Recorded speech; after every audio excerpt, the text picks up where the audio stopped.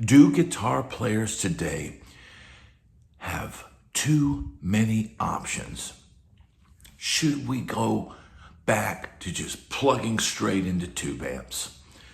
Well, those are the words of Eric Johnson in a recent interview where he talked about the option anxiety of, the modern world that we have now, where there's just so many different ways to get a guitar sound and so many different choices. And this is a topic which we're going to have to talk about today. Now, this ties in to another article I read about the Sphere in Las Vegas. Now, not many guitar players in the world will get to play the Sphere. It's sort of a, it's this strange, bizarre, LED, backdrop, with all these images being projected on there, and depending on who's playing there, those messages could be a little weird, or in some cases it's a visual experience, and it's an experience that's completely led by the technology. It is not something that necessarily a musician thought of and put together. So they've got this weird sound system in the Sphere, and I guess the speakers must be somehow in the wall. And so what they're saying at the Sphere, Trey Anastasio, the great, jam band guitar player of the band Fish, he's saying that, there will be no live amps on that stage. It's like the venue just doesn't allow it. And the reason for that is apparently the sound system is somehow in that wall, and it's got some super expensive and super modern sound system, but that it requires drummers to be behind some kind of glass wall. And I guess with I think the first band to play at the Sphere was U2. And the Edge is a huge gear snob or gear hound, or, a guy like us boomer and Gen X type guitar players. He swore by his tube amps. But I'm sure when they got the call to play the Sphere and they decided they were going to do it, that, at some point a technical advisor had to reach out to the Edge and say, okay, the logistics and the way we design this stage, you're not going to be able to use your tube amps on stage. So it was a revelation when it was revealed that the Edge had used the UA amp boxes, the Lion UA FX Lion 68 Super Lead, and their Vox, and their whatever the Dream, the Fender Deluxe Reverb pedal. Now, I've demoed the UA FX Lion on my channel pretty extensively, and it's a really cool pedal.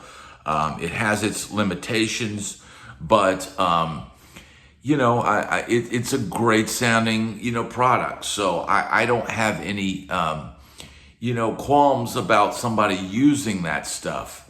But, like I said, they kind of put your arm behind your back and kind of tell you. It's the same with Nashville.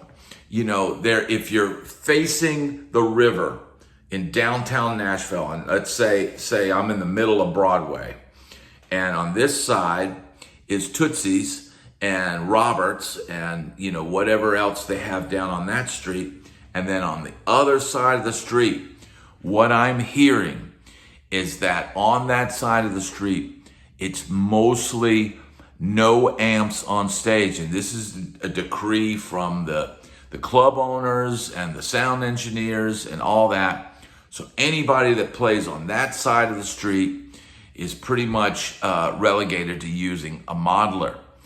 And, these are club venues. These are not, giant technical, the sphere type places. But these are, it's the same thing where it's like, look, we have specific volume restrictions, and amps don't fit into that picture. So I'll tell you a story. So recently, I had to scale down for this trip, and I actually started scaling down because we did a move. Before the trip, we moved from Madison, TN to Hendersonville. And I knew, in Madison, I had this huge music room with all my stuff and the guitars all over the wall. It would have been a great place for me to do my YouTube, right? But that didn't happen there. I got the motivation much, much later to do it when I moved into the new home. So in order to make that move, I started scaling down from what I had, in Madison. And I had 2 412 cabs, and I had a couple heads. So I gradually sold those off, but selling a 412 cab now is not an easy endeavor. And and for me, getting it out of my house by myself, which is what I did, that wasn't particularly fun either. So I knew at my age it was time to get rid of the big firepower, if you will. But the funny thing was, I had this Weber 412 cab, and I had a Weber 100 watt 412 head, 100 watt head, and a 412 Weber cab. And I took it down to Guitar Center because I just didn't want to deal with, sometimes Facebook Marketplace is cool, sometimes Reverb is cool, but to sell something large like that and just get it off my hands, I took it down to Guitar Center and knew I was going to take a little bit of a beating. But I took it down there, and it was like the kids in there were like, one, it was snakeskin Tolex, kind of like a Soldano. And that Weber cab was a cab that I used on the road, and it sounded great. And I shout out to Weber for hooking me up with that, decades ago. It served me really well on the road. So I recommend Weber speakers and cabs. I recommend them greatly because they make great stuff. But when it was time to get rid of that, I took it down to Guitar Center, and it had a lot of mileage on it. The cab was pretty worn, but the kids in there just opened up their eyes, and they had to test it, right? So these kids are plugging into this 100 watt, amp and this 412 cab, and they've never felt that kind of volume. They've never experienced playing through an amp of that size.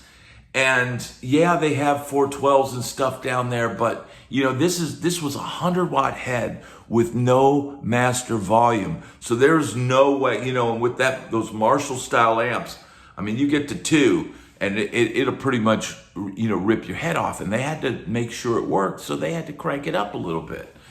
And, those guys were just, oh my God, oh my God. They were just blown away by that much volume, which would be, in my days playing in the clubs in LA, it would be nothing to have a cranked 50 watt or 100 watt Marshall on stage. And even in my early days of playing Nashville, I used to have a 100 watt super lead Marshall head, and I would take that down to 3rd and Lindsley through like maybe a single or double. I had a dual 12 cab, and I would lay that down sideways and then put the 100 watt head on top, and I would use it filling in for Reggie Wooten down at the Wooten Brothers. So, Nashville is not a stranger to loud amps. I also had a super reverb for many, many years that I would use in the clubs in Nashville. But, as time went on and soundmen kept, leaving their imprint on what we do, and, volume restrictions now, I guarantee that is coming to Nashville. I know because I've listened in on some of their there are council meetings and stuff where they talk about downtown Nashville, and they talk about, suppressing the volume and keeping the volume at safe levels. We want to make it, they had this big, during COVID, they had this big city council meeting where they brought in this musician, here's our musician representative. And it was not a guy that was gigging. It was not a guy that was like down there in the trenches, playing. It was just some guy that, he played a handful of gigs and he had a doofus hipster hat, and this is our representation of musicians. They didn't call Bad Brad. They didn't call Jason Jordan. They didn't call Guthrie Trapp. No, they called some doofus, some hipster doofus, right? So I sat in on the meeting, on the thing, and they had a type thing where you could watch and type, where there was hardly anybody in the chat, but I was in the chat lighting them up. And they're saying, oh, here we've got this working musician in Nashville. I'm like, this guy hasn't worked in weeks. Who is this guy? I don't know who this guy is. And I was just, they were literally saying, we've got to figure out ways to make it safe downtown Nashville. And, the volume, we've got to control the volume. And, there were certain bars in downtown Nashville, I believe, for a while there, where they still allowed smoking. Now, I'm not a fan of playing venues, with smoke, but they, that over the years has changed the dynamic of clubs to where, if you go to LA, you go to the Rainbow, most of the people are outside. They're not inside the club anymore because of the smoking regulations. So, that is it's a double-edged sword. Yeah, I don't really like the smoke, but, I don't like my crowd being diminished or going outside, while I'm playing. So, that was a double-edged thing. But they also set their sights. Oh, we need to, we need to do this, and we need to, we need to make them safe, and we need to, we got to protect, the volume, and we got to do all this. They literally were like discussing the future of the musicians in Nashville, and they didn't even have any real day-to-day gigging musicians, and they weren't talking about let's have an affordable parking place for musicians. Let's make sure downtown is safe by increasing police presence, because I knew musicians that were getting robbed on the way from their gigs. No, they were figuring out ways that they could control the venues. And these volume police, people buy condos in downtown Nashville, or they buy them in, the Gulch, or they buy them in Midtown. And then they get to those areas and, there's loud music at night. Oh my God. And they call the police, and the police talk to the city, and the city tells the council, and the council goes, oh, well, we want to be able to sell these high-end condos. We don't care about the musicians. And so they're talking about, doing all this stuff to make the musicians safe. And I'm like, why don't you just have a full body condom on everybody before they go in the clubs? That's what I'm typing things like that in the chat. Like, they're doing all this stuff to really just control. And, the same thing could be said for the clubs not having amps. You've got, now I guess they passed the non-smoking thing. So that's, I think it's so hard right now to kill what Nashville has got. And I'm sure they'll find a way to mess it up, because cities always do. Somebody commented before on my video about grunge didn't kill the Sunset Strip, and how the city council decided that they didn't want have to clean up the flyers, on Monday morning after the end of the weekend. And they didn't like flyers on the street. So they shut down, bands handing out flyers, which was one step in a large step of why the LA music scene, the Sunset Strip scene, died. It was one little nail in the coffin, but it's still a nail in the coffin. When you can't go down there and promote your band freely, that's a problem. And they're stopping people from loitering on the street. Oh, you can't walk up and down the street anymore. But now you can literally go number 2 or number 1 on the street and put your tent up on the street. But that's okay. That's okay. So, cities have a way of just meddling in things and not meddling in things when they need to. And that doesn't help us musicians out at all. But getting back to the topic about, there's really 2 different generations of musicians today.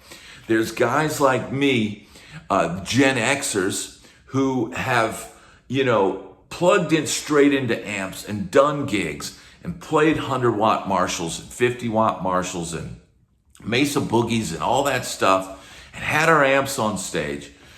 But then also dip our toe in the water of modeling. And, I knew when I was on the road that, I had these 3 tube amps. And I've discussed it before on this channel. The voltages would change from venue to venue. Dirty power, good power, bad power, whatever. And so my amps would sound different in my in-ears every night. And it would feel different. And some nights it would feel great and sound great. And other nights it would just be harsh sounding and just stiff and just hard to play. So, I had threatened while I was on the road, I need to just get a Kemper and just plug that in. And I don't have to cap my gear. And I don't have to have, $3,000 worth of amplifier. No, it was probably more like $6,000 or $7,000 worth of amplifiers in a $1,000 rack with a $100, power supply and an amp switcher from Metroplex and all this stuff to get my sound. And then it varies every night. So there was no consistency. So, I'm certainly no stranger to tube amps. And I love tube amps. And I love the concept of just plugging in. Like Eric Johnson says, that is missing in rock and roll. Just the fact of just raw and taking off the sound guy. Because, there's been a few sound guys that were kind of legendary in Nashville. And, when they passed, everybody, oh, it was so wonderful and all this. And I thought, man, this one guy, he took all my money one night because he said, my fee is $300 and we had $300 come in at the door. So I play a gig for nothing. This one guy, I was playing in a rock band and trying to bring back some of the vibe and power and feeling of having amps on stage. So I had 2 50-watt head Marshalls and 2 412 cabinets.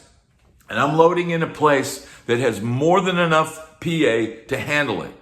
And what does the guy say? Oh, you can't use that here. You can't. If you can't carry the amp, you can't bring that in. I said, I can carry a 412 cab in each arm. Be quiet. I literally told him to just shut up and mix, because it's like a line in the sand. This was not a little friendly little club gig. This was a rock band. It was one of the last rock bands that I played in. Was a band called Teller with a really great frontman named Casey Shea. And we were playing 12th and Porter, which was, it has arena style lights. It has a big PA system. Look, I know how to play a loud amp and not take people's heads off. But the idea is go up there and have an amazing sounding rig, 2 Marshall heads, 2 412 cabs, run in stereo. I had coming stereo out of my delay pedal, and it sounded absolutely incredible. And I kept it at a volume to where the vocals could could get above the guitar. And you know what? If there wasn't a lot of guitar in the mains, I'm okay with that. Because you know what? The audience is hearing my analog signal. And I am listening to the band, and I am keeping my volume at a volume that's not drowning out everybody else on stage. So, you know, I've tipped my toes in all worlds. And now, you know, when I'm recording at home, I really don't have much of a choice than to use some kind of digital option. Every now and then, the family will go, oh, we're going to the mall. And I go, now's my time to turn up the amps.